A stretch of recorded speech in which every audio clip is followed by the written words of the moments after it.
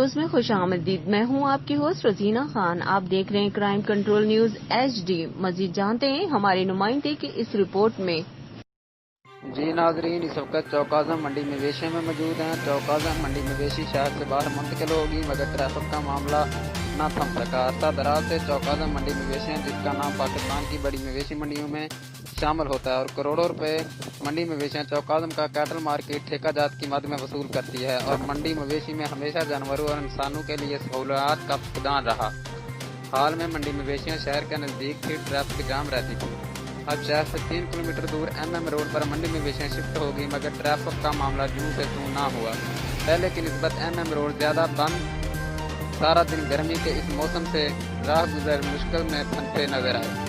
اس منڈی مویشی میں سہولیات کا بھی فقدان نظر آیا۔ نہ تو ٹریفک پولیس نظر آئی کہیں، نہ ہی کیٹل مارکیٹ کے نمائندے نظر آئے اور روڈ پر بری طرح ٹریفک بلاک رہی۔ ضلع انتظامیہ نوٹس لے اور منڈی کے روز کیٹل مارکیٹ کے نمائندے اور ٹریفک وارڈن کو تعینات کرے تاکہ منڈی کے روز MM روڈ بلاک نہ ہو۔ کیمرہ مین کے ہمراہ طارق نفیس، CC نیوز لیا۔ اپنی ہوسٹ رزینہ خان کو دیجیے اجازت۔ مزید خبروں اور اپڈیٹ کے لیے دیکھتے رہیں crime control Urdu news HD۔ اللہ حافظ۔